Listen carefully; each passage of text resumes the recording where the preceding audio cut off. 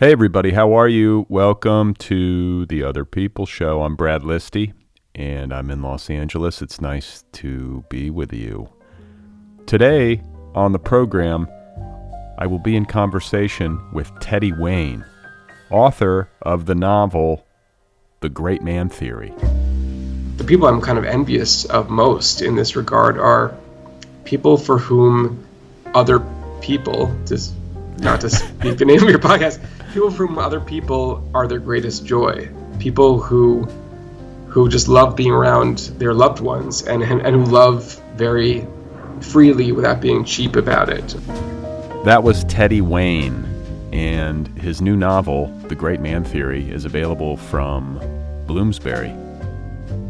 It's just out this week. You can pick it up wherever books are sold. I recommend it. It's a remarkable book. I tore through it in a matter of a couple days. The Great Man Theory is heartfelt, it is funny, it is deeply intelligent, and it is written by an author who is expert at chronicling modern masculinity in its complexities and fragilities and in its mutabilities. This is a book that examines how men and people are changing or not changing in response to contemporary pressures, cultural, political, and to any number of shifting circumstances that we find ourselves faced with. The Great Man Theory is a novel about a middle-aged guy named Paul, a father of one, divorced. He is bottoming out professionally as an academic, trying to navigate difficult terrain in that respect. This is a very contemporary novel and a wonderfully insightful one that illuminates a lot of what we have just lived through and how we live now. It also offers the added benefit of being very funny in an offbeat sort of way.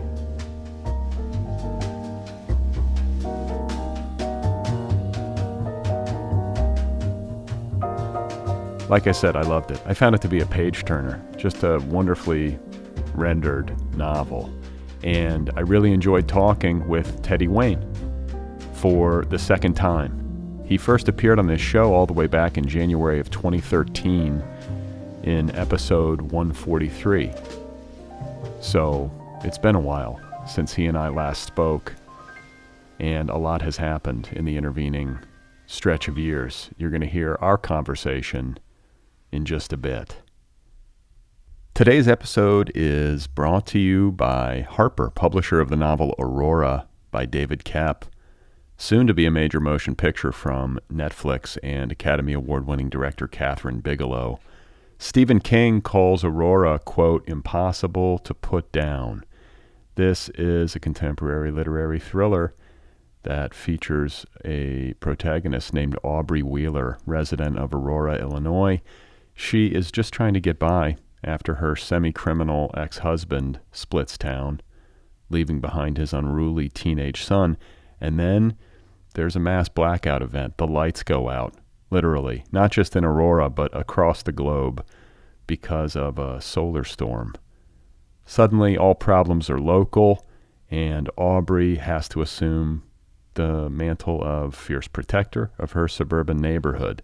Meanwhile, across the country, her estranged brother Tom, a fantastically wealthy, neurotically overprepared Silicon Valley CEO, is riding out the crisis in a gilded desert bunker. But the complicated history between siblings is not over with, and what feels like the end of the world is really just the beginning. There are many reckonings that must happen, and not everybody will survive. That's Aurora, the new novel by David Koepp, available from Harper Books. All right, so my guest today is Teddy Wayne. His new novel is called The Great Man Theory, out there now in a beautiful hardcover edition from Bloomsbury. You can also get the ebook or the audiobook. A wonderfully rich and insightful book about what's going on with people in modern times. I can't tell you how much I like this book. I really enjoyed it, and I really loved talking with Teddy. We had a good one, and I'm very pleased to get to share that conversation with you now. Here he is, ladies and gentlemen. This is Teddy Wayne, and his new novel, One More Time, is called The Great Man Theory. I'm in my sister-in-law's apartment in Fort Greene, Brooklyn, because I have a 2-year-old and a 4-year-old at home who are probably napping now, but if they wake up, which they will over the course of this interview, they would likely disrupt this and make it impossible. Yeah. And it's a small Brooklyn apartment, so there's nowhere to hide. And it's hot and sweltering in Brooklyn today. I just installed one of the ACs, so that room is okay. But yeah, it's hot. There's no AC in this apartment that I'm in, and I had to turn the fan off for audio purposes. So it's an uncomfortable situation for me. Good. I like to hear that. And I want to begin by congratulating you on this novel, which is it's a combination of things. It's a beautifully plotted, propulsive story. It is a very cutting and even disturbing at times social satire and a kind of send-up of the culture. And it's also, and I'm probably not even going to get to everything that it is, but it feels very much like a very deft and incisive and knowing examination of contemporary masculinity, which I know your work has been noted for before. But I really enjoyed it and was moved by it and feel like my preoccupations, like both as a human and as a writer, are synchronous with it. Like I felt a kinship almost with this book, but between your book and mine, even though they're doing different things. I was like, oh, yeah. Wow, like Teddy and I were having some sort of mind meld back in the day. So congratulations. Thank you. And not to sound like I'm just buttering up my interviewer, but I genuinely loved your book, which I read sometime over the winter. I had a galley of it and wrote you because I the same thing. I felt this identification with it. I think we're both fathers of young kids, and I think a lot of the anxieties that attend to paternity showing up in different ways in both books. They're obviously about very different topics, but manifested itself in a way that I felt the same kind of like kinship, I guess you could put it. That it in a way that I've read a few books about like sort of 40-something men who were fathers in the last few years, and I now get it in a way that I didn't get it before I had kids. Your book did that for me too. It really articulated some things I had maybe felt but not articulated for myself, and I thought it was just wonderfully written too. But it just the same sort of thing I think about a contemporary masculinity, the very strange, not to say it's bad, but the very strange position liberal white men especially find themselves in the 2020s America, which is almost the only time in history it's been different. Every other decade was kind of the same thing. I think to be a white guy in 1950 was sort of to be a white guy in 2000, depending on your economic position. And in the last 10, 15 years, things have radically shifted. And while the Great Man Theory is maybe a little more pointedly about those shifts, I thought your book too was about what it is to be a man and a father now, and I loved it. So thank you for writing it. Well, I appreciate that, and I think it might be useful for listeners to hear you talk about what the Great Man Theory is. I mean, obviously it's the title of your book, but it's drawn from an actual thing. So can we give people context there? Yeah, I have you're the first one to ask this in a live interview or a podcast interview, and I had a whole comic riff planned about how it's a book about I think I shouldn't do it. Well, can I just say what the riff is but not actually do it? Can I go halfway there? Yeah, sure. I would claim the book's about a dating and relationships blogger who's listening to the Lizzo song Truth Hurts, and she hears the line, "Why men great till they gotta be great," and she theorizes that there's one great man left in New York City, in all of New York City, and she's going to find him, and the book follows her on the course of 60 or 70 dates as she attempts to find this great man.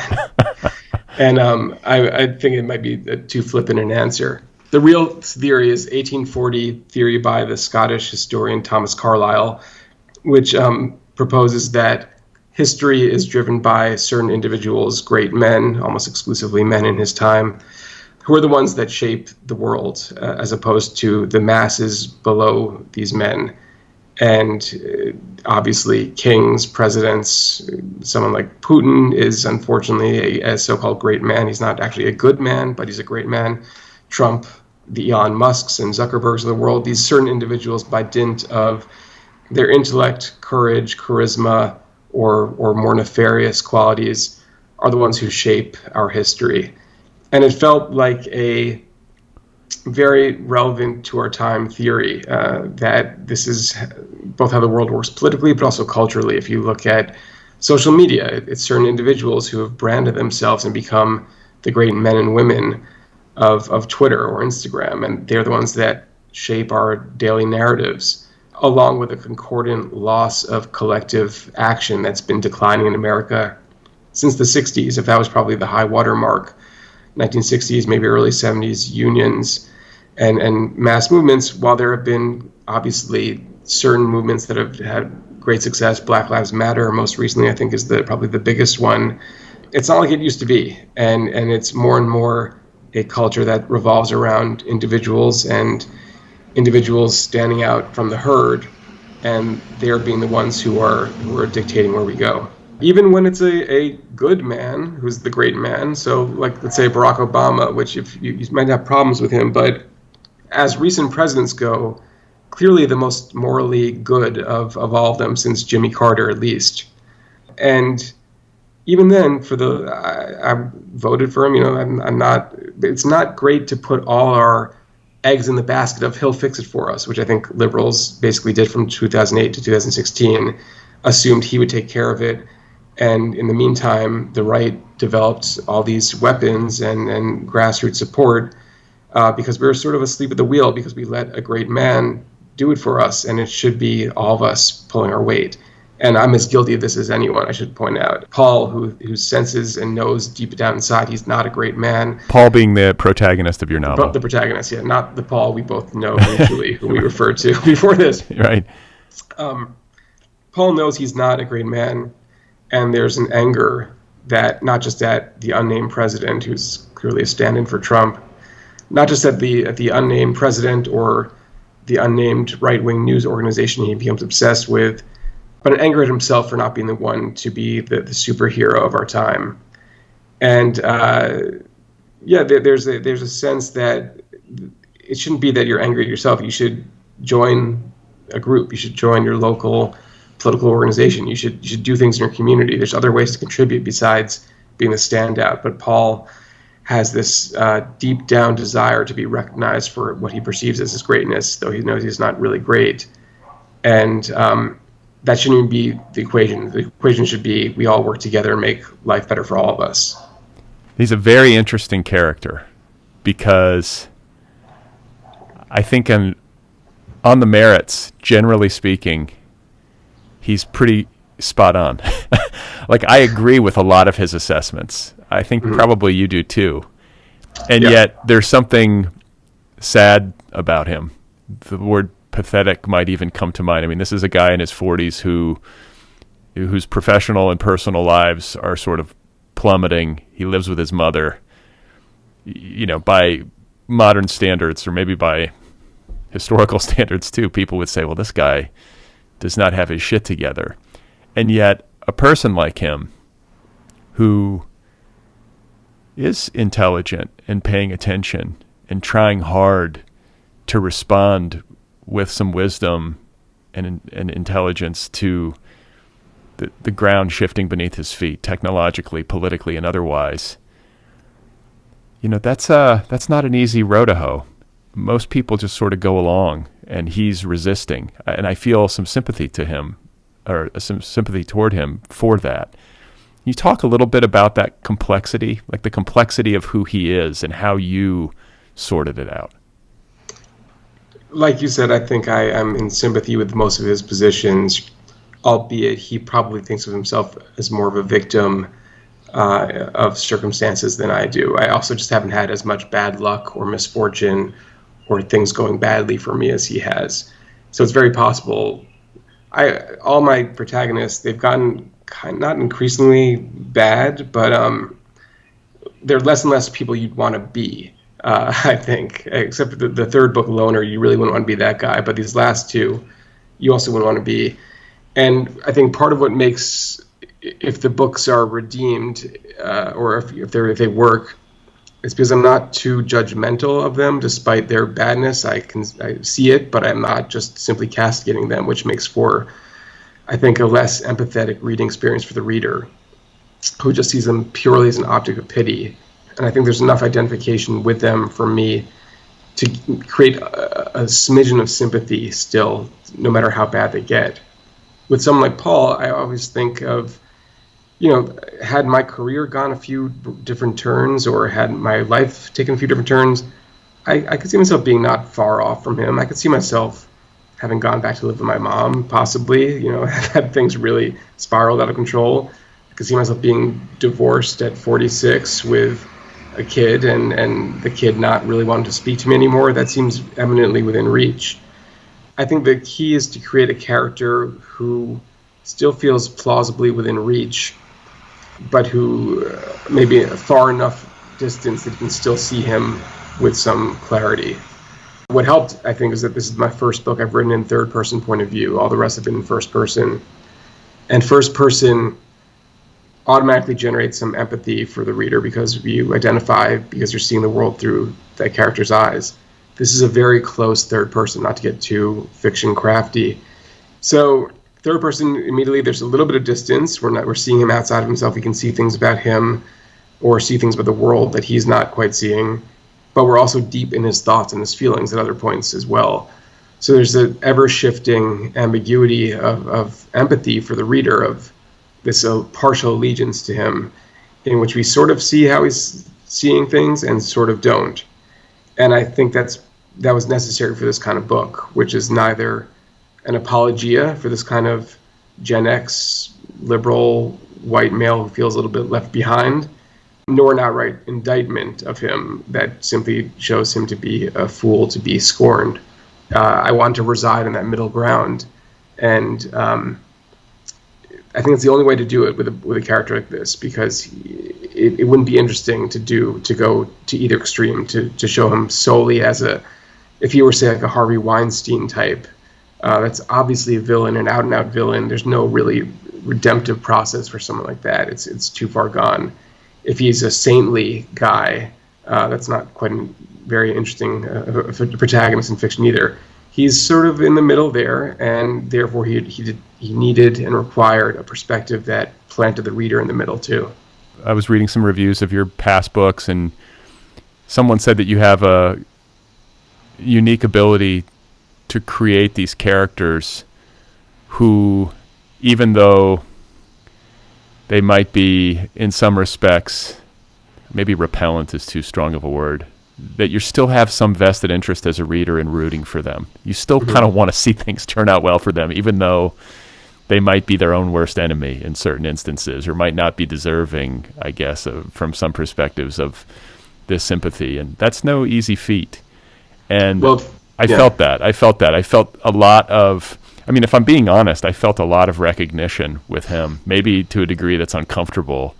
And that's cool too, because it kind of shows you yourself. I fit that category, white male, Gen X guy who might sometimes feel like he's being left behind. I don't think that's a unique experience.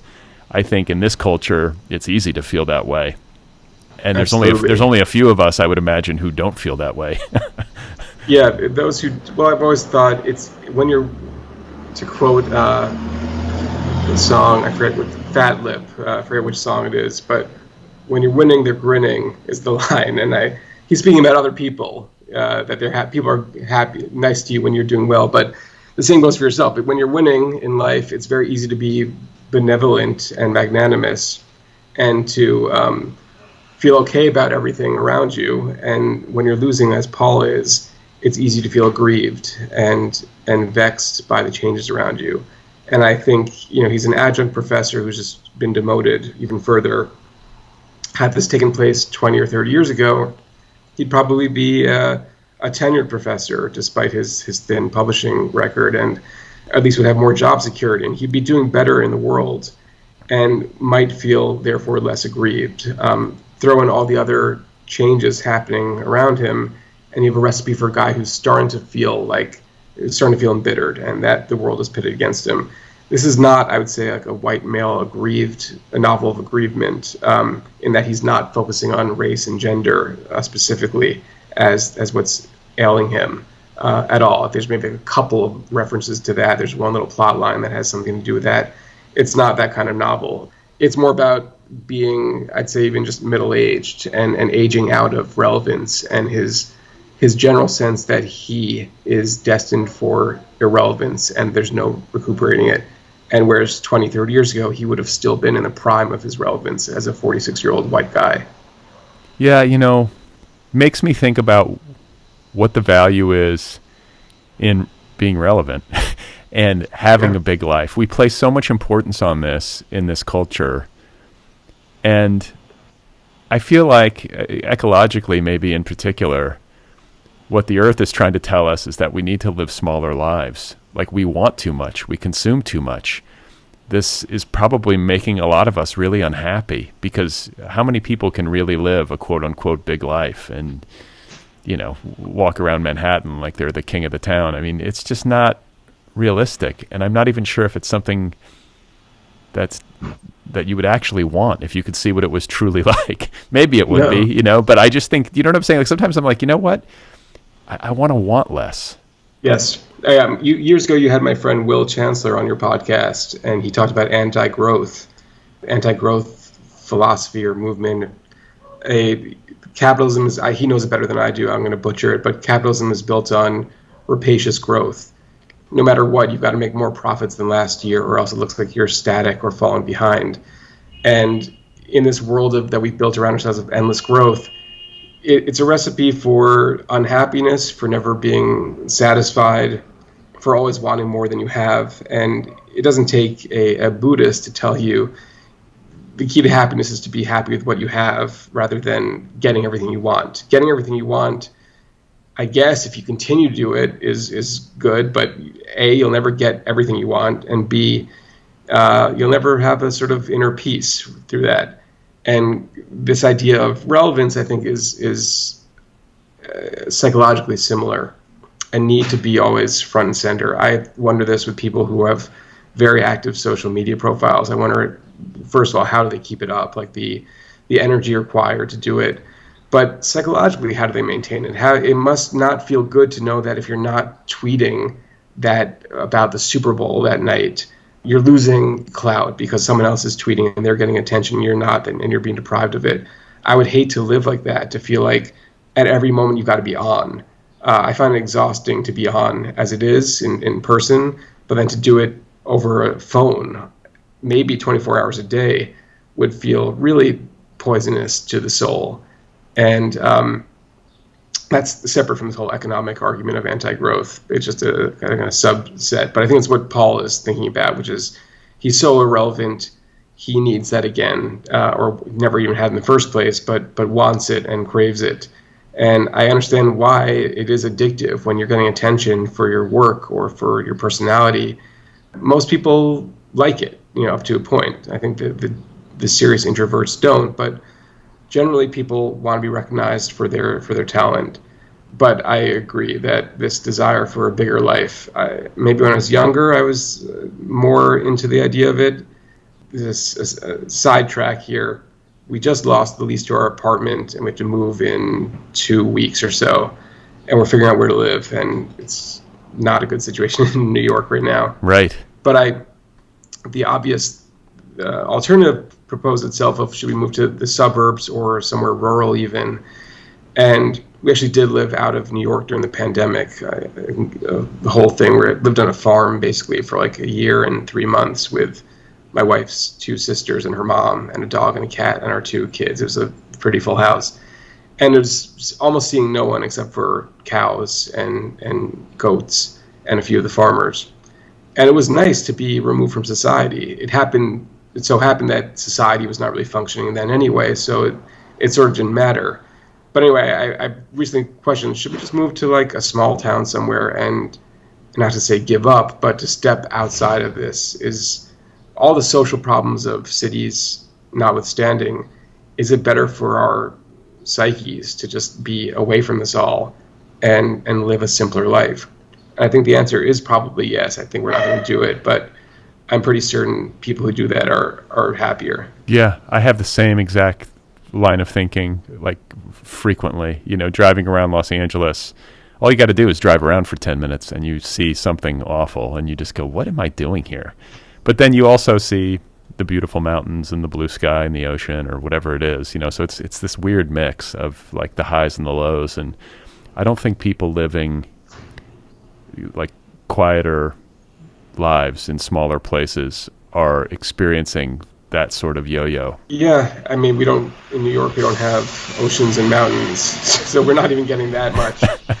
There's the best thing we have going for it is running into people on the street that you know, and that happens a lot. And the day I was really contemplating this, I ran into someone, a writer who I'd never met, but I blurbed his book and I recognized him at the playground. He was there with his kid too, and we talked for a while, and that was fun and made me feel like, there's a reason to be in New York. He, of course, is himself leaving probably in a few months too. Everyone's jumping ship right now. But as semi-introverted as I am, and as also with young kids, as little as I go out now, the need to be around people still exerts a pull. And I think if I lived in a small town, I would feel a little bit too isolated, although I recognize it would be better for me long term, I think. Yeah, it's a hard decision. Especially once your kids get established. Your kids are maybe a bit younger than mine, but my daughter's 11 now, and so it's you like, can't do it now. Yeah. I know, it's like if we moved her now, that would be disruptive to her social life and stuff. So we'll see. But as we continue on this line of thinking related to contemporary masculinity, I think in particular, but just contemporary life, one thing I want to note personally is that when I've been talking to people lately, friends of mine, with rare exception, I feel that people are struggling. People my age. I don't know hardly anybody who's not having a hard time. Mm-hmm. But I'm wondering if this is unique to me or if you have a similar feeling, and if this is maybe some of the energy that you're drawing on in this book. Yeah, well, I've always read that the 40s are the unhappiest decade, and that may fit slight improvement in the 50s, and then people start getting happier in their 60s. I think 60s are the happiest decade. So for the reasons that are pretty easy to understand, it's stressful to raise kids, to have your career still be ascending. So the combination of having to raise young children while focusing on an increasingly demanding career. But also what happens to, I think, everyone I know, which is in your late 30s, early 40s, a sense of, is this all there is? Like, what, do I care about this anymore? I certainly care about writing now still, but not the same way I did 10 years ago. And it doesn't, I guess I've maybe achieved some of the things I set out to achieve, not to sound arrogant about it, but having done that, it doesn't excite me the same way it used to. So the things that were once incentivizing me have started falling away. And then you're left with just the thing itself, the activity itself. But everyone I know is starting to feel some sense of professional, not necessarily burnout, like they're overworked, although there's quite a bit of that too, but an existential crisis of what do I do? And I think there's a reason this happens in midlife so much, is that you've been doing it for probably about 15 to 20 years at a serious level, and they're diminishing returns at this point. And then throw in aging parents, the lack of friendships or the loss of friendships, which has certainly been accelerated by the pandemic, and an increasingly perilous world historical situation of political crises, climate change. I mean, I do feel like, not to sound too fatalistic, there's never been a worse time to be alive since World War II and the Depression, in terms of the world's health, the world itself, at least in America. I think in impoverished countries, it's probably better now than it was 40 years ago. World poverty levels are improved. World health, life expectancy is improved. But for a middle-class American, except for maybe people of color who had it worse in previous decades, this is just a bad time to be alive, not to put too fine a point on it. And I do think these things start coalescing and making you feel like, what's the point of this all? On top of the standard midlife crisis, when you see, authoritarian leaders rise up, not abroad, but as president or as governors or as senators, it really does start feeling depressing, and it can compound the nihilism that you might be feeling anyway of, well, let it all go to hell, I don't really care anymore. There's times I do feel that way of, I want to resist and fight back, and there are times I'm like, oh, just fucking let them have it. If this is what they want, I can't do this anymore. Not that I'm doing so much, again, mind you, but the idea of resisting this seemingly impossible, implacable tidal wave of evil feels too overwhelming, and I just feel like packing it in. Yeah, I think we all take our turn feeling that way. It's hard to sustain peak resistance mood, especially when there's so much shit flooding the zone, as they like to say. It's a lot to cope with. This book speaks to that very well. And before we leave like midlife crisis and like midlife ennui, one of the things that you didn't talk about with respect to this particular juncture of a human lifespan is the way in which at around the age of 40, you start to age into, like, I don't know what you call it, I guess like full adulthood or something. Uh-huh. And then there's 20 years between you, give or take, and this like next generation of adults. And inevitably, and this has been the case, I think, ever since human beings have been here, there are differences, like significant differences between the generations, and you start to notice them. And there's a learning curve, and there are these gaps and tensions that exist between generations. This, I think, is maybe drawn most sharply in the Elena section of the novel. Elena's a student of Paul's at this college where he teaches, and she's his best student. But I'd like to hear you talk about that, the ways in which we're trying to navigate all this stuff collectively, and then I think in particular personally with respect to Paul. But you're also trying to do so while working across these inherent generational divides in both directions. It's not just the Paul looking back at his Gen Y students or whatever they are. He's also looking at his mother, with whom he now lives, who is a baby boomer, I believe, and who, actually silent generation, I think, even. Okay, yeah, depression era, right? Yeah. So it's like, I think we all feel that, and there's lots of that chatter, between people and online and whatever about the different generations. And I think you and I are Gen X, so we don't. We're often not even. We're just deleted. But I'm even worse. I'm Generation Catalano. I'm the micro set of Gen X that really gets like erased. Like, it's not. I was born in '79. If you don't, do you know what Catalano refers to? No, I didn't even know about this. You didn't even know that exists. It's Jordan Catalano, the character played by Jared Leto on My So-Called Life, the short-lived, I think 1994, I want to say, one-season TV show that had a big effect on people who were in high school at the time, which I was. So it's like the 3 to 4 year age range of being in high school when My So-Called Life was on. This is all from one Slate article years ago. But it's it's between Gen X and millennials, and I feel much more kinship with Gen X, but close enough to millennials to understand the youth and know and know what they're talking about. But yes, Paul, I deliberately placed him. The year of this is not stated ever, and again, the president is never named. So it's a kind of alternate universe or a parallel universe of a Trump era, without it being Trump explicitly, and there's no year set. But he's 46, and that feels important as a guy who is definitively Gen X, just too old to really connect with his 18-year-old students, and far too young to connect with his 86-year-old mother, and a guy who's sort of left behind by history, too. There's a lot said about Gen X being the overlooked, ignored generation. And I kind of agree. I think they had their heyday for a few years in the early 90s. I want to say like Nirvana through Reality Bites was like this big explosion of focus on Gen X. Yeah. But the difference is they were focused on when they were already young adults, meaning 20-year-olds. Now I think generations get attention as 12-year-olds. Millennials are being talked about 10 years ago when they were like, 12 as this big cultural force.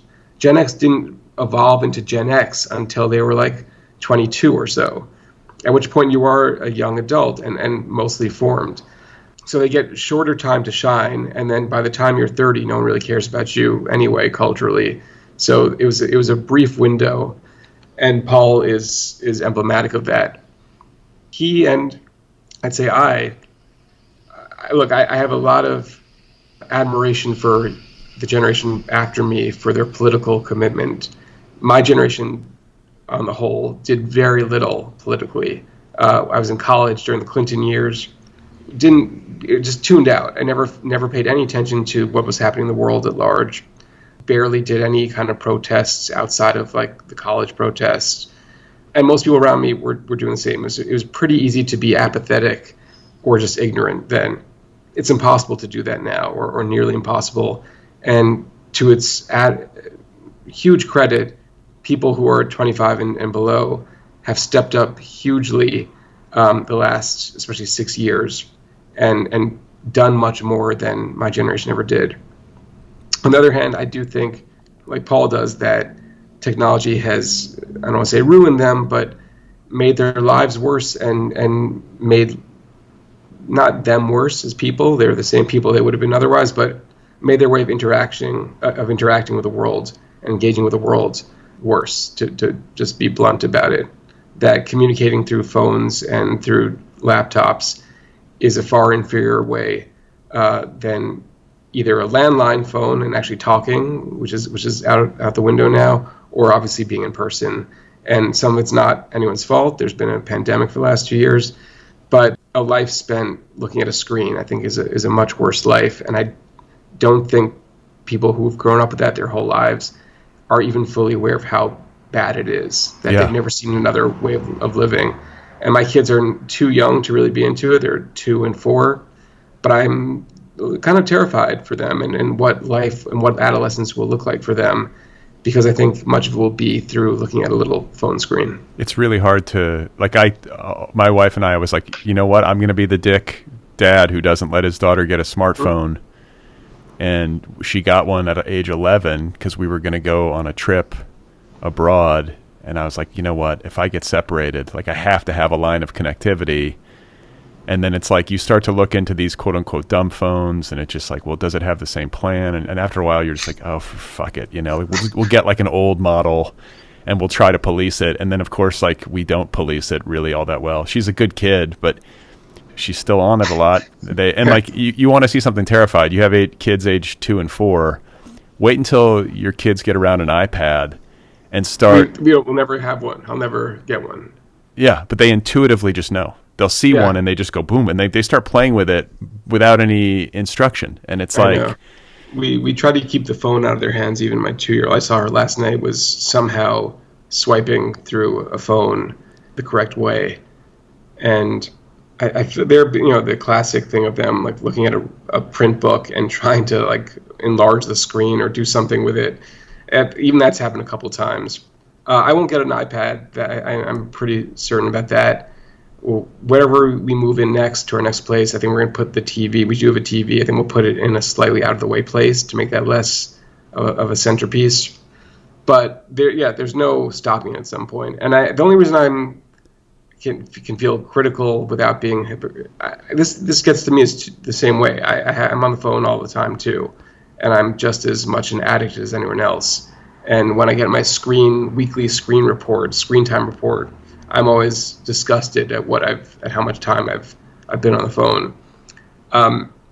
If I don't know how I'd be a pretty different person, I think, if I'd grown up with an iPhone and with the internet, because I think I would not have read books. I think I would have just been doing what I'm doing now, which is a lot more video watching and perfunctory reading of journalism instead of reading a print book and not having interruptions for hours. Yeah, I feel the same way. I mean, it's like I've tried to cut myself off and reorient myself towards these technologies. But I think of like, I don't know, there's something inevitable about it. It's the world we live in. And I think of like, I remember having like, you know, I had some family members who were like homeschooled and didn't have access to the culture the same way that maybe we did. But eventually it gets through. And and maybe it's not even, if this is the world we live in, there's some argument to be made that it might be hindering. Do you know what I'm saying? If your kids don't have access to the things that other kids have access to, or whatever it is. So yeah, you don't want them to feel like a freak. But I remember a few kids growing up who TV was like forbidden from their households. I'm just thinking of one right now who was sort of like culturally adrift. He didn't know the things the rest of us knew. He couldn't chime in, and he was kind of a nerdy kid to begin with, so it probably just exacerbated those differences.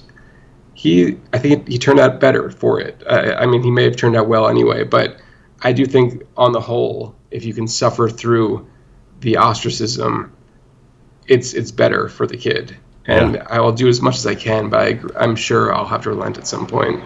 Yeah. Based on how quickly I acquiesce to crying now from toddlers, I'm sure I'll succumb to a version of that in the future. Yeah, I mean, and then there's just practical stuff. Like, what if we get separated and we're someplace where she doesn't know where she is? Like, I want to be able to text with her.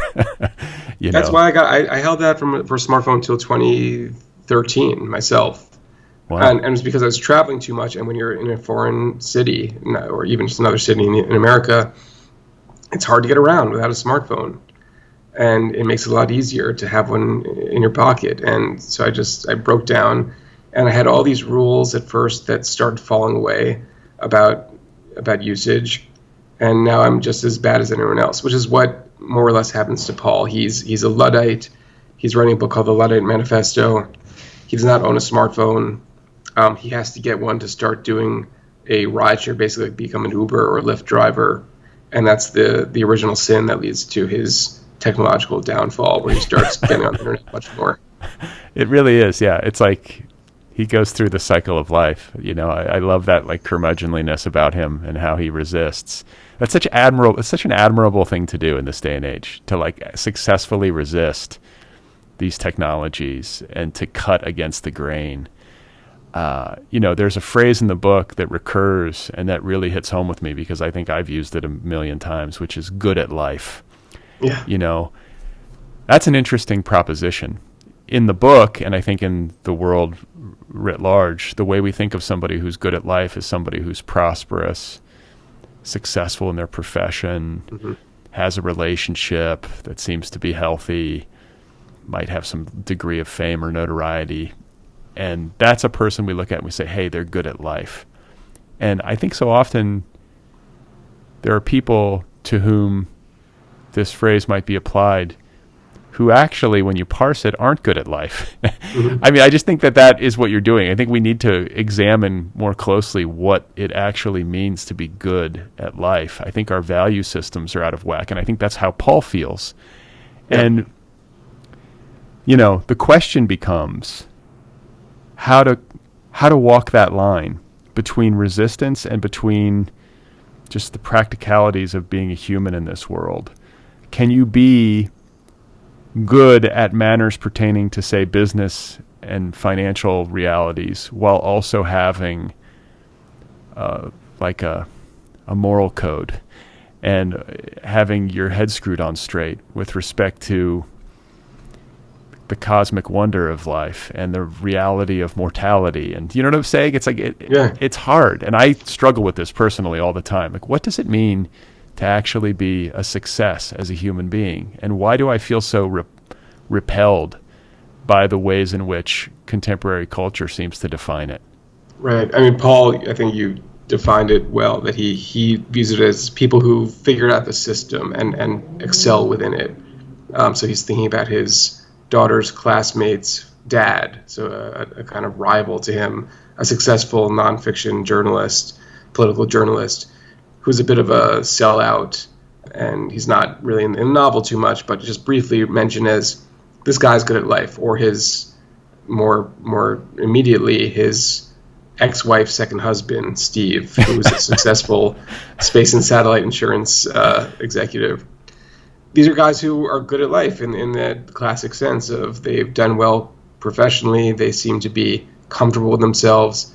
I think if you were teaching your child what does good at life mean, you would not say it means to do well at your profession or make money. It means to be good to other people. And I think what the people I'm kind of envious of most in this regard are people for whom other people, not to speak the name of your podcast, people for whom other people are their greatest joy.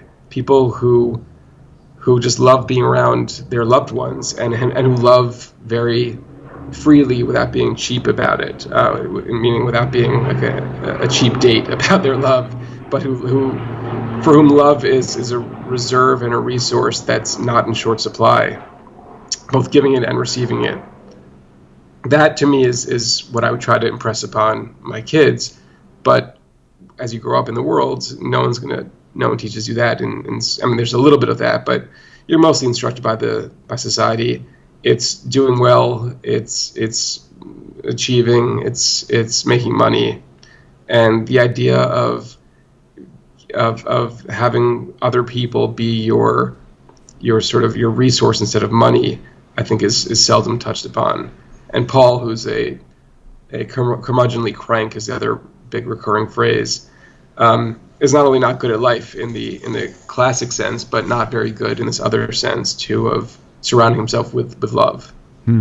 Yeah, and I think one of the things you said, the culture's kind of telling us to do well and make money, but I think with regard to technology, it's also telling us to get famous, even micro-famous. Like in some respect, having like a higher degree of social media reciprocity that's a way of winning. And what I've seen in my life is that when somebody has that, people really do respect it, and there's a sense of like, yeah, this person's got 200K followers or something like that. It's like it does carry cachet. It's got, even in like a smaller sense, I know like 200K followers isn't even that many, depending on who, what echelons you're operating in, but that seems to be pervasive. And I notice my daughter's even like teased me. She's like, "Hey Dad, you only got 7,000 followers for your podcast or whatever." And I'm just like, sorry, like I don't know what to tell you, honey, but it's very much, it's very much in the air, and I don't think that's necessarily a great thing. No, clearly not. I guess this has been a theme I've followed in all my books to some extent, most explicitly in Love Song of Johnny Valentine, which is about a famous child pop star. So it dealt very up front and center with fame and the treadmill of chasing fame and the wages of it and how it can distort and warp you. But each subsequent book has had has it taken at a different angle. Typically, it's been these men, young men in Loner and Apartment, and a middle-aged man in this, who are striving for that kind of fame and are not there, and they are fighting against their anonymity. And they think that some degree of acclamation and recognition will fulfill them in a way that their own lives don't. Yeah, you're not going to tell your 11-year-old either the key to life, a good life. Being good at life means getting 1 million followers on Twitter. We know that, and yet how can she resist that? And this is the other scary thing about adolescents now is I assume they're tracking their friends' followerships, and they now have a way to quantify popularity. Right. Popularity was bad enough as a teenager, the notion of it, when there's no metrics surrounding it. But to say this person is more popular than that person because of their follower count, I'm sure is doing a real number on the adolescent mind. Oh my God, yeah. There's been these studies done of what Instagram does to teenage girls, and it's just terrifying. I want to talk too, when we're thinking about success and failure and the way these things are defined by the culture, about fate and I guess free will to some extent, the decisions that we make that end up being so consequential. This is another thing you draw in the book really well with respect to Paul's life and career arc, because he did, at least in theory, early on in his professional existence, have an opportunity to take a big swing. And he didn't. He made the choice not to take a job assisting this guy named, I think this is a very good character naming. His name's Julian Wolfe. Just sounds exactly like the kind of guy who would go on to write, big thinky, like non-fiction books. Yeah. So I think about this a lot, so much of quote unquote success in life comes down to either micro decisions that I really can't penalize a person for if they make the wrong call. These things you can't necessarily see the huge consequences and the way that it'll play out in the moment that you're making the call. And then in other respects, it's just dumb luck, which a lot of times people don't like to admit, especially if they've had lots of success. It's much more fun. It's much more pleasant to just be like, I did this, and it's all me. But I have to believe that with a little humility, you would say that it's some combination of both. This is a big subject that I do also try to get at in, I think, all my books to some extent. I think it's ultimately all dumb luck, or it's all deterministic fate, and that we have very little free will. And I guess scientifically there are these theories that, without me being too conversant in this idea, that everything's deterministic, that we have no mental free will, and that every neuron firing is something else. That you could maybe have a computer simulation play out all of life. I don't quite believe that. I can say whatever I want to some degree right now, and that seemingly should be free will, but that, who knows, whatever I say is the product of some deterministic machinery going on that I'm not aware of. That all aside, so much of our lives is just dictated from the moment you're born.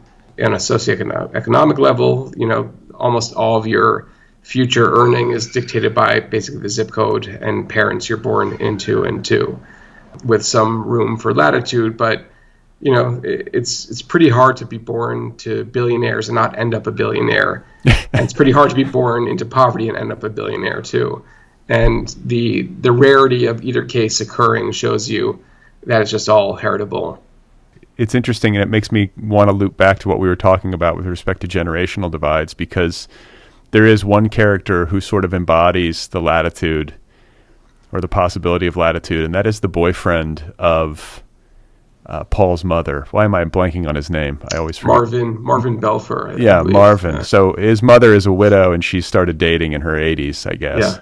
And Marvin is this guy who I think was from the Bronx and then became a doctor. I feel like baby boomers, maybe in particular, it's not that it was guaranteed that if you were born into a lower socioeconomic realm, that you would be able to ascend. But they certainly generationally seem like they had the best possible shot at that. Yeah.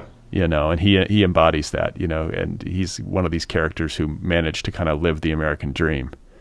And is arrogant about it and judgmental of those who he thinks are basically whiners now, who feel like society's holding them down. And Paul has, in one of Paul's better moments, has a monologue of thinking this guy was born at the best time in history in a body that is of a white male, born by the 1930s, that enabled all these possibilities and seemingly unrepeatable, that we may not ever see this quite like this again, where you could be born into a kind of lower middle class background and with a fair degree of ease become a thriving doctor in New York. Not so easy anymore. It's hard not to look at those people and think, wow, you really were one of the luckiest humans mathematically in the history of the world. Yeah, Such a rare pocket of time. I've always thought to be born in 1945, so after World War II, would be the ideal, because you're post that, you don't have to fight in Korea.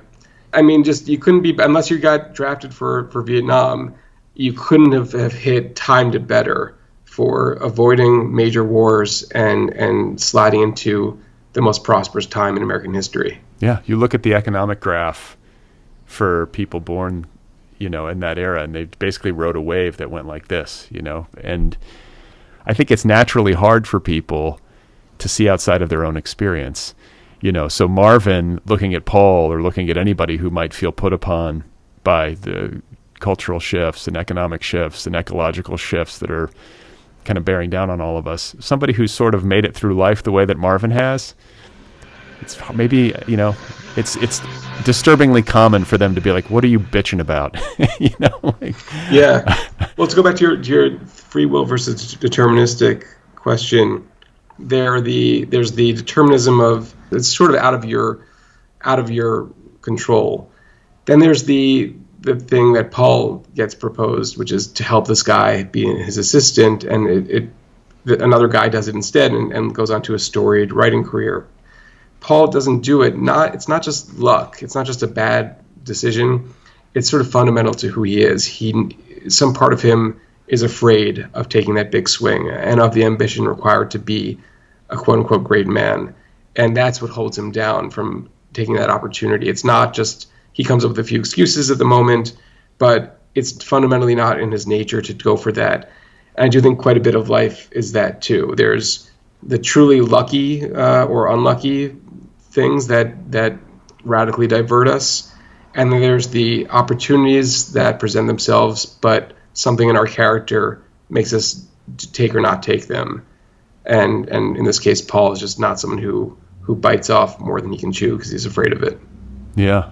I think, like, personally, I sometimes think I've recoiled my whole life at competition. Mm. I really feel like some deep gut level,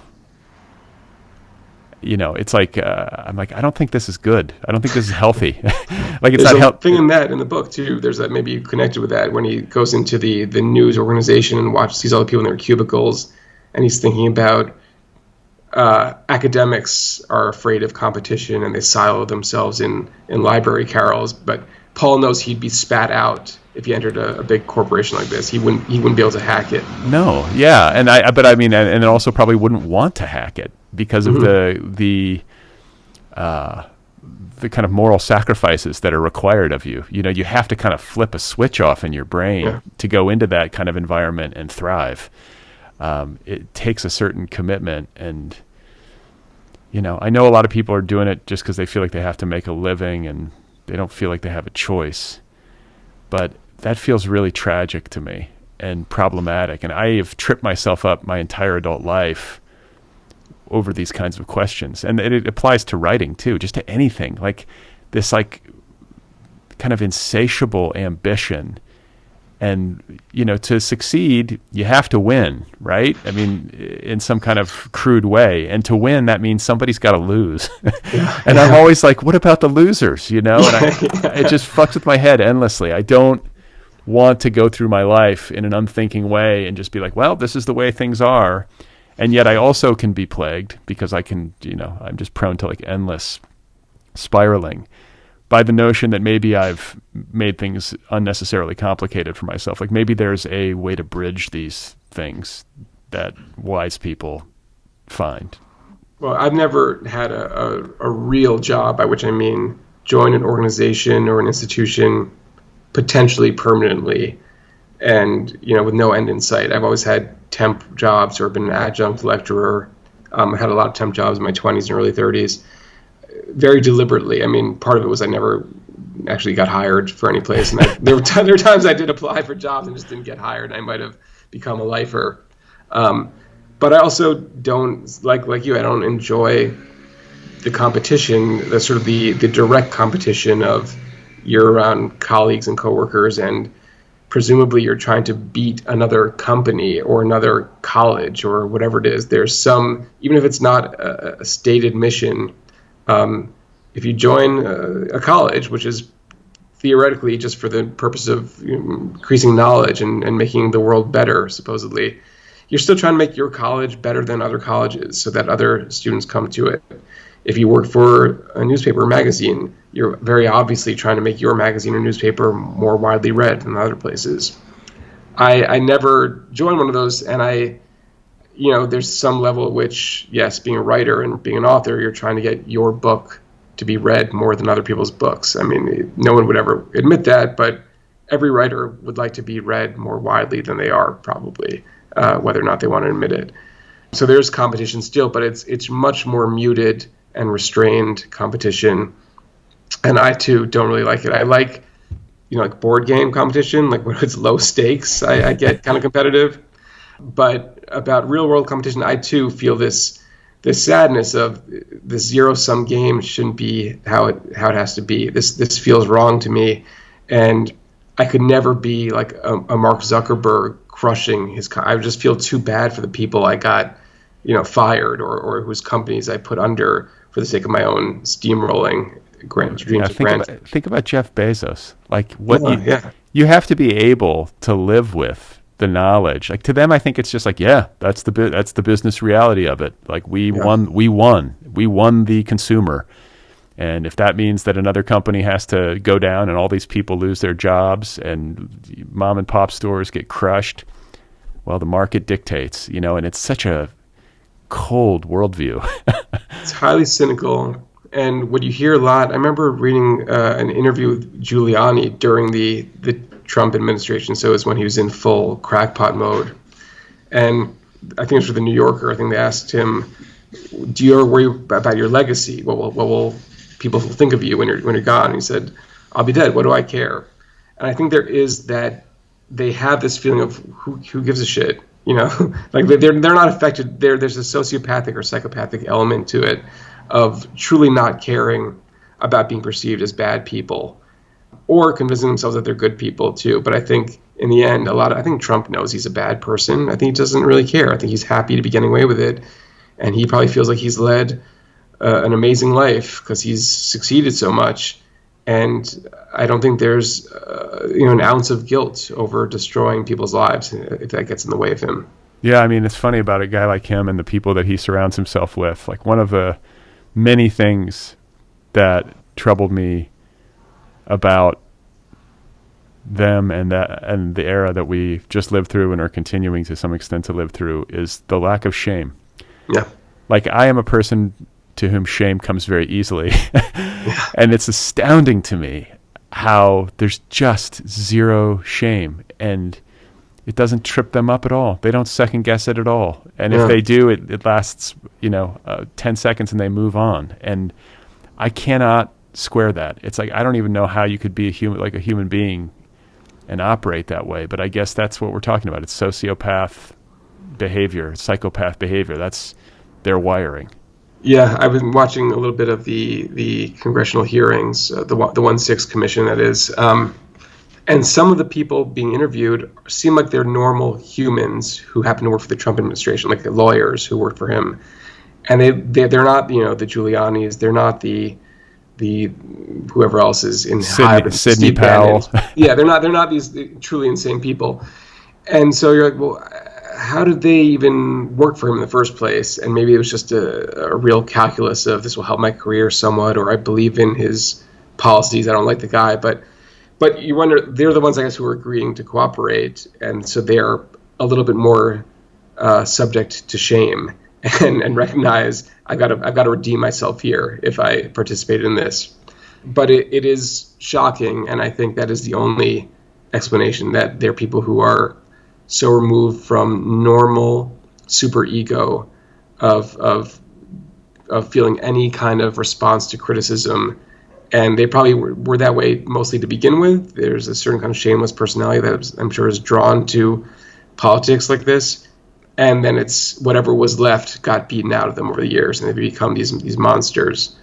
But it's I think the one like consolation we have is, even if they're not going to jail or getting punished, I think they all have miserable interior lives. I think they're all pretty unhappy in their lives. I think it's impossible for Donald Trump Jr.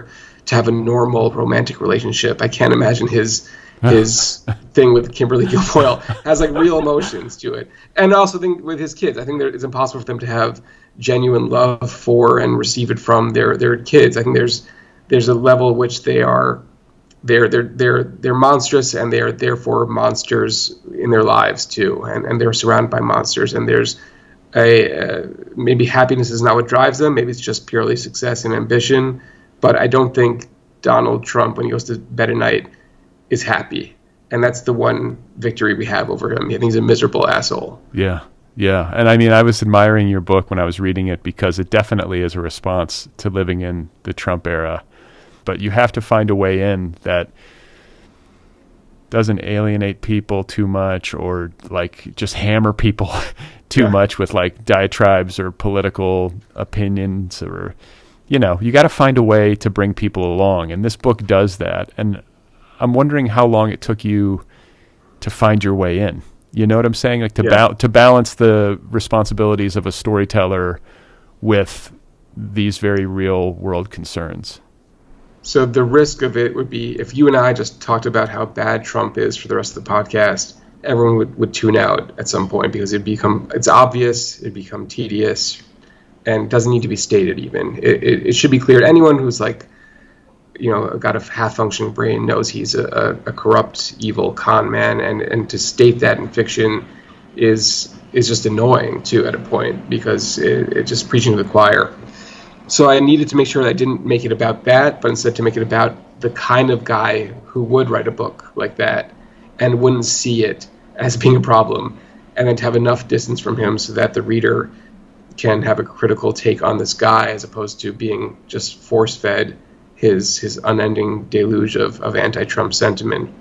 So that was one part, is that just to take the foot off the gas pedal as an anti-Trump Jeremiad, and to make it instead about the kind of guy who would come up with that sort of Jeremiad. The other was to make it, fill out his emotional life, and his relationship with his daughter is, I think, the heart of this book, and it's what he's ultimately responding to, as much as his insecurity about his professional standing or his anger at the political world around him or the cultural climate. It's that he's losing his 11-year-old, turns 12 in the course of the book, daughter, whom he once had a very close relationship with, and is now pulling away, both because she's a product of the culture, who's, 12-year-old girls start pulling away. That's what they do typically.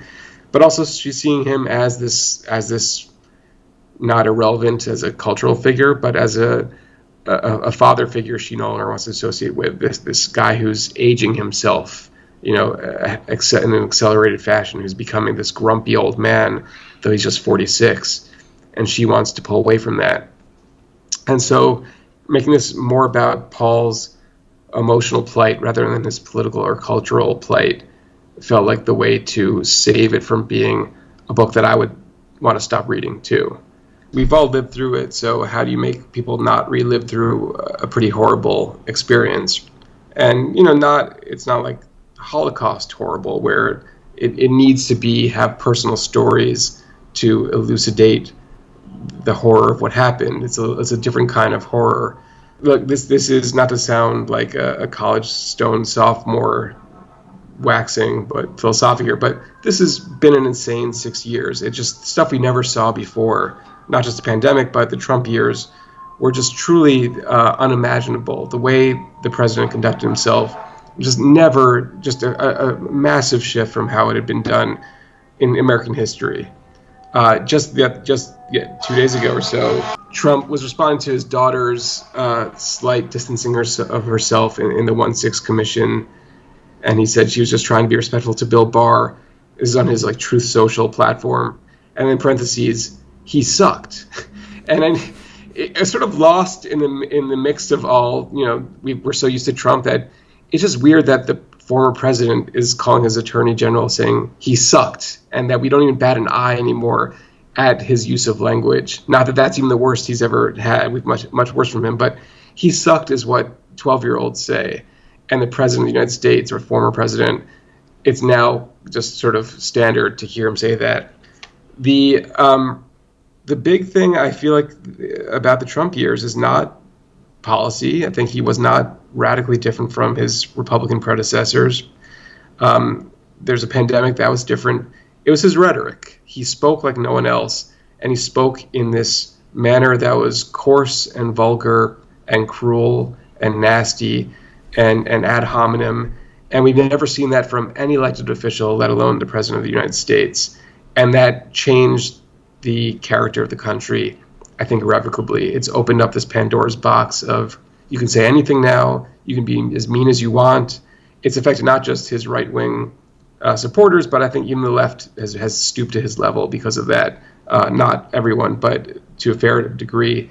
It's cool now to be to be an asshole on Twitter, basically. And I think before him, there's still some sense of decorum, and not to use a word that is fairly controversial, but civility is gone now. And I think Trump has permanently, at least for decades to come, hopefully not, but it might be, changed that so that rhetoric from our leaders is now viewed in a different light and with a different set of standards. And what was once unsanctioned is now not just sanctioned, but endorsed. Yeah. Well, yeah. And along with that, he just has zero fidelity to reality, facts, truth, and he has no shame. So it's like the last thing anybody wants to talk about, and yet it's always top of mind, especially when he was president. And your book sort of speaks to that too, where you get to this point where people would say, I don't even want to say his name. Yeah, which I understand that. I understand the fatigue, and I understand if someone listening to this is like, can these guys move on from this topic? I do feel like, as Paul thinks in the book, we should talk about him, not in the way of, not about like Cov Thief and stupid distractions, but we're on like the knife edge of lapsing into a potential authoritarian state, which would be really bad for all of us.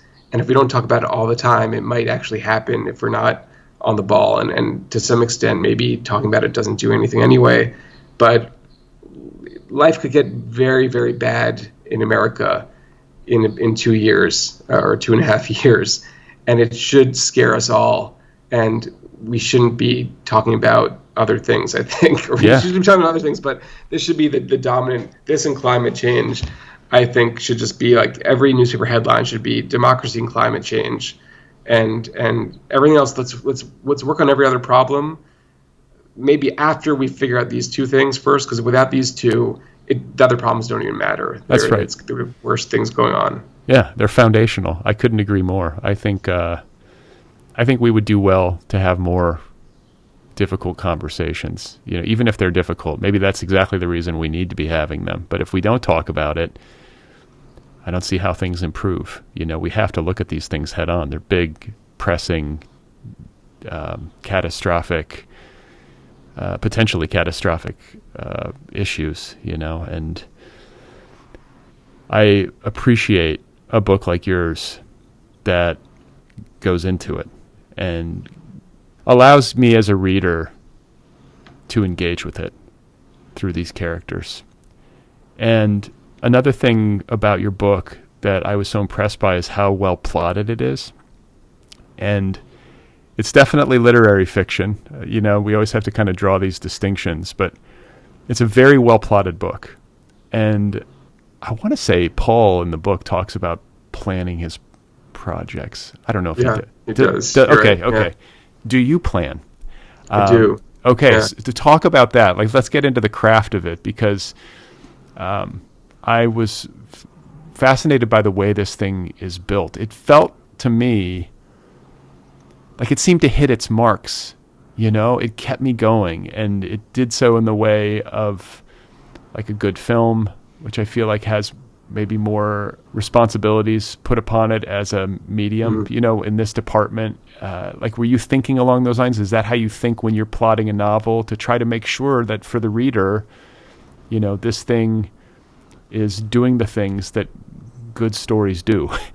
Very much so.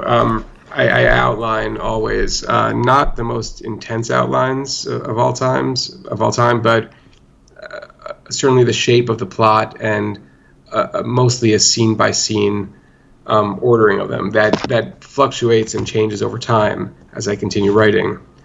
But I wouldn't know how to write a novel without a roadmap before me, and I just couldn't do it. Or I could do it, but it would be bad, or would require revision later on.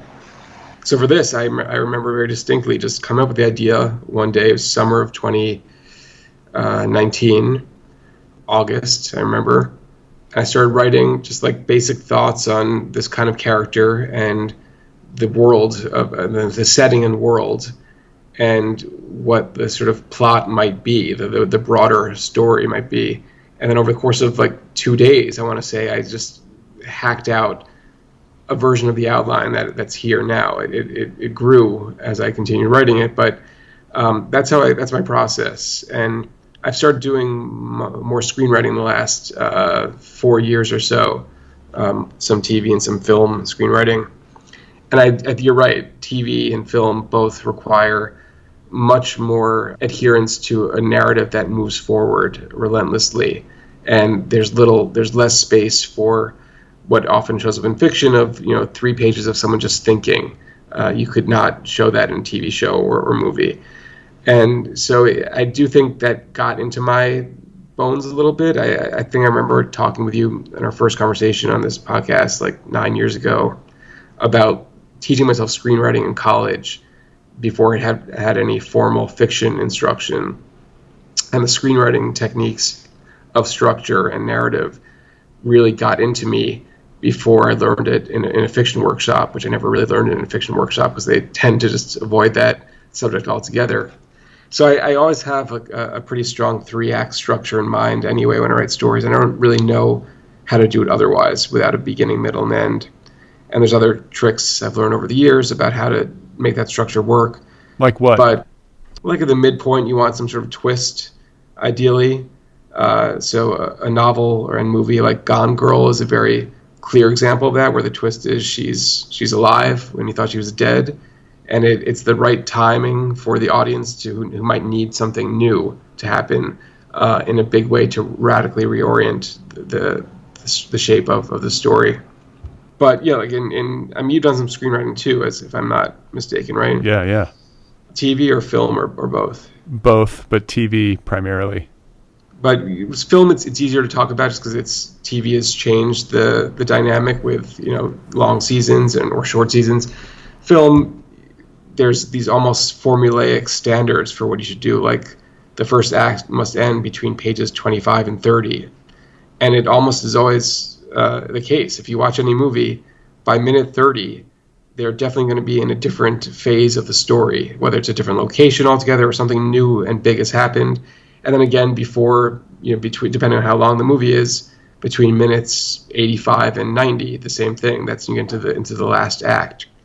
And I don't want to make it sound like my novel writing is that formulaic, but I do have these ideas in mind when I start plotting out a novel. I think it's good. I mean, I'll say this. I have a lot of admiration for especially the feature film screenplay format, like that 90-minute or so feature film script and the marks that you have to hit in order to deliver a story that's going to work on screen.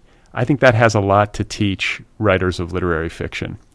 I need as much of that as I can get because I could easily spend 20 pages inside of a character's head. You know what I'm saying? And so I'm always attuned to people who are good at plotting while also having that level of depth and sophistication and just the quality of the prose. Like your book is so beautifully written. So I'm interested to know that this is the case. And I should say too, I feel like we're all sort of, maybe generationally, but I think all of us at this point, you talk about the kind of dictates of screenwriting being in your bones after teaching it to yourself in college.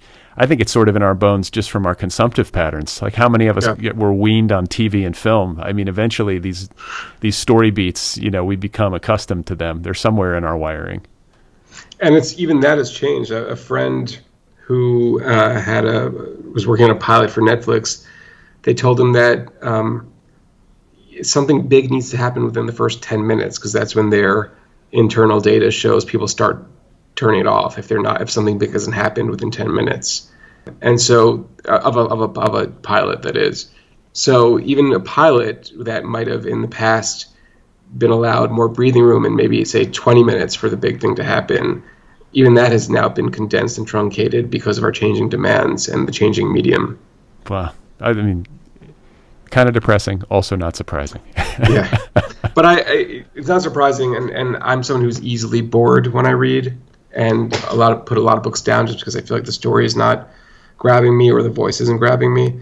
But I found as I get older, whereas you'd think aging would make me just more interested in slower paced books that are just more meditative, and certainly some of those I love, but it's the opposite. I feel more and more like I need a good story to keep me going, or else I'm not on board. I've been saying this repeatedly recently, but like, I feel like oftentimes I read and things could be cut.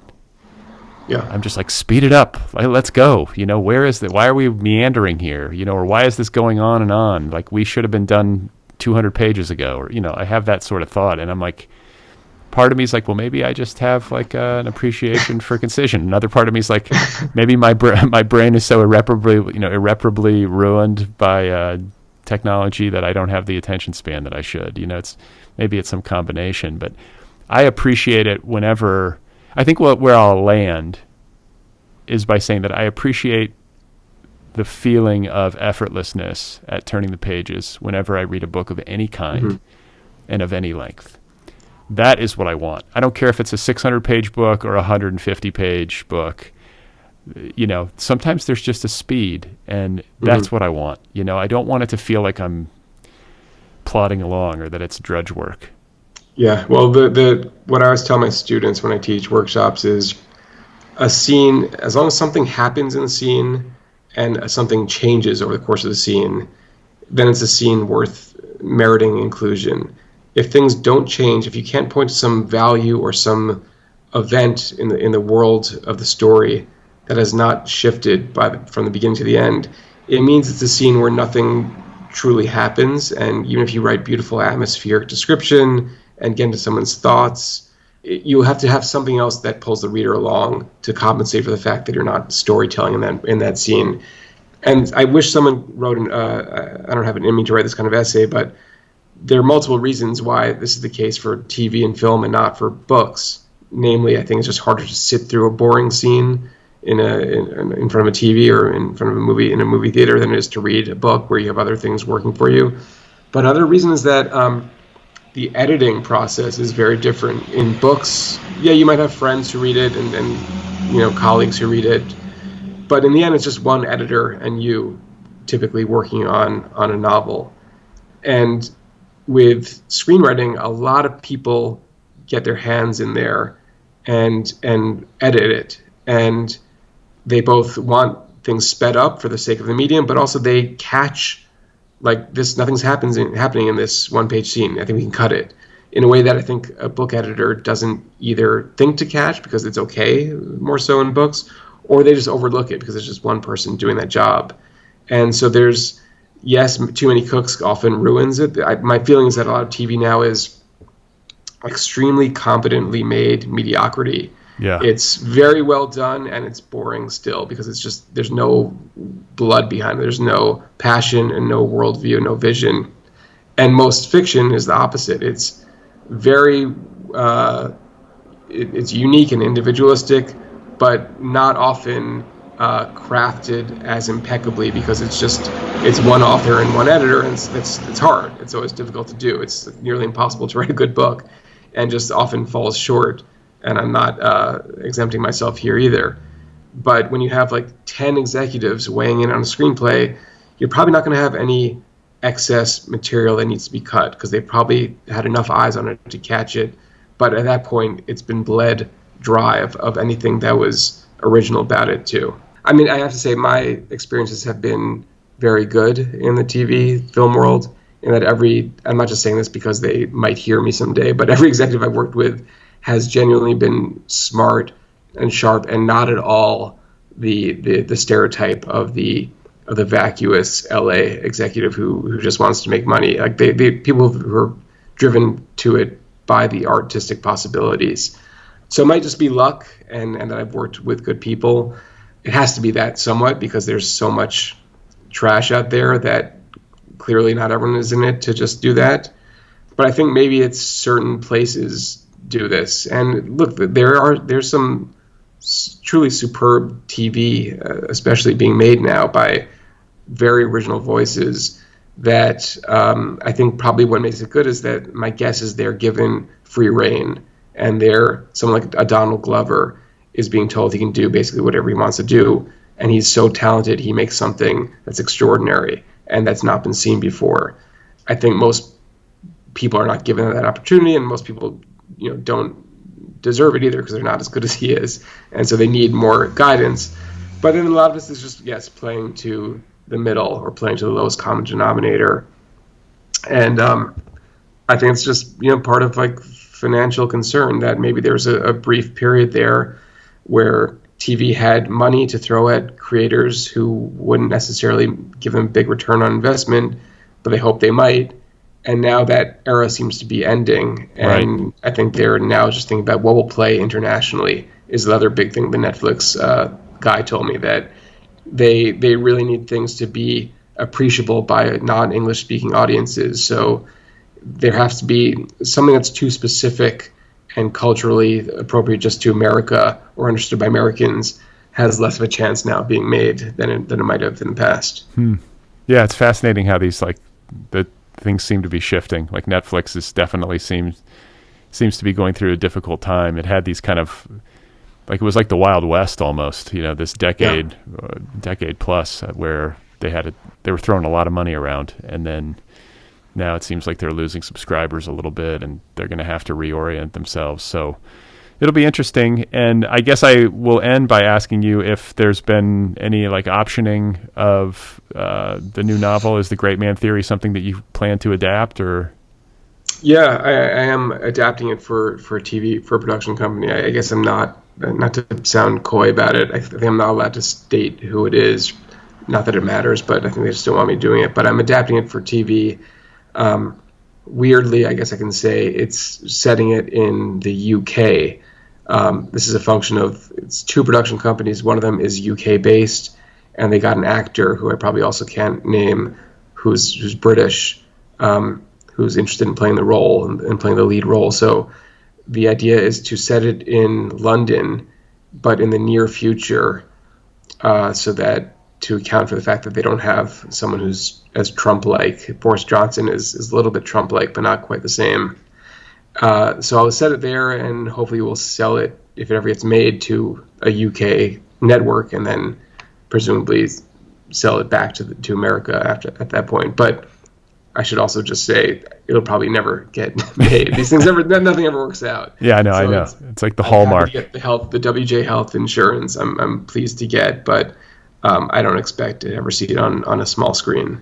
Yeah, who knows? I'll keep my fingers crossed. As I was reading, I was kind of joking to myself. I was like, this book has strong Paul Giamatti energy. Yeah, everyone says that. Yeah, it definitely feels like, I don't know why. It's more of commentary on him than it is on the book. There's something that he's played. Yeah, and just like what he embodies. But the British actor is not Giamatti-esque at all. You would know, I could tell you after we get off. It's not a big deal, but he has a different sensibility. But I think he could tap into that frustrated male rage that Giamatti embodies so well. Yeah, right. And I think too, if you just hearing you talk about it set in the UK in the not too distant future, it kind of shifts the narrative a bit into more like speculative fiction, which is actually an interesting tweak.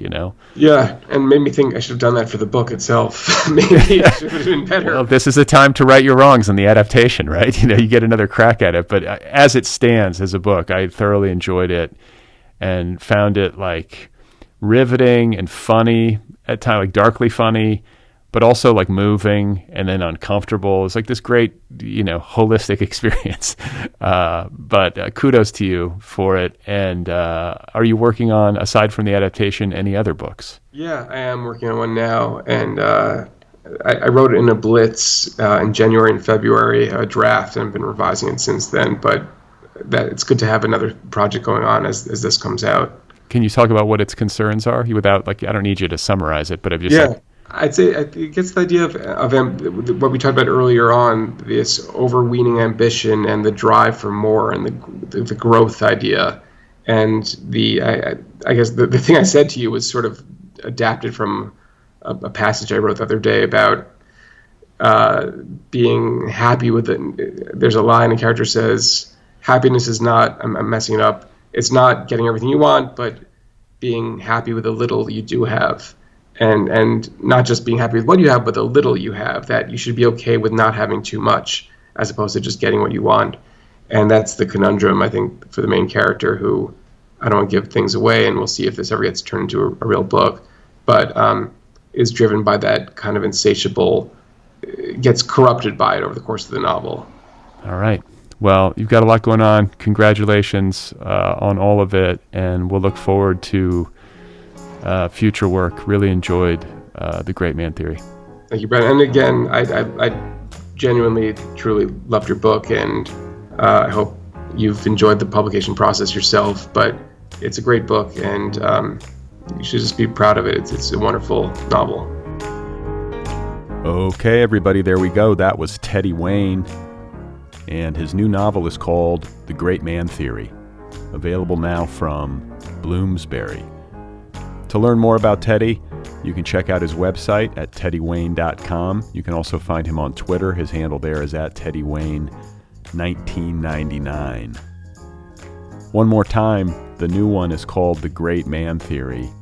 I recommend it. Go get your copy right now. The Other People podcast is listener supported. The entire archive of this show is available to listeners free of charge. That's almost 800 episodes and counting. All of it is available to listeners, and the show's continued survival depends on your support. So if you like the program, if you get something from it, I hope you will consider supporting it. You can do that for as little as $1 per month over at patreon.com/otherpplpod. That's Patreon, patreon.com/otherpplpod. As little as $1 a month. I've made it as easy as I can make it on people to support this show. So I hope you'll consider it. Patreon.com/otherpplpod. There are different tiers, different levels of support. You can get gear, t-shirt, a tote bag, sticker, coffee mug, book club subscription, and so on and so forth. Patreon.com/otherpplpod. If you would like to get your hands on my new novel, it is called Be Brief and Tell Them Everything. It is available now in trade paperback, ebook, and an audiobook edition that is narrated by yours truly. The Other People podcast has its own official app. It too is free. The Other People with Brad Listi app is available wherever apps are available. It's a great way to listen. Go get the Other People app. The Other People podcast is also on YouTube. Did you know that? The Other People show has its own YouTube channel. Search for it by name over at YouTube, Otherppl with Brad Listi. The entire archive is on YouTube. Check out our channel and then subscribe. It's free. Just click the subscribe button. It helps the cause. Another great way to help the show is to rate it and review it wherever you listen to your shows. If you could do that, it just takes like a minute or two, and it does help other listeners find the show. So rate it and review it if you have a couple of minutes to spare. Otherwise, I think we're moving through the summer. You know? I hope you're doing all right out there. I've got some good ones in the pipeline. I'm trying to think of who's coming up next week. Oh, you know who I'm going to be talking with next week is David Koepp, author of Aurora, the TMB Book Club pick for July, and possibly the most accomplished screenwriter of his generation. So that's a good one coming up next week. Stay tuned.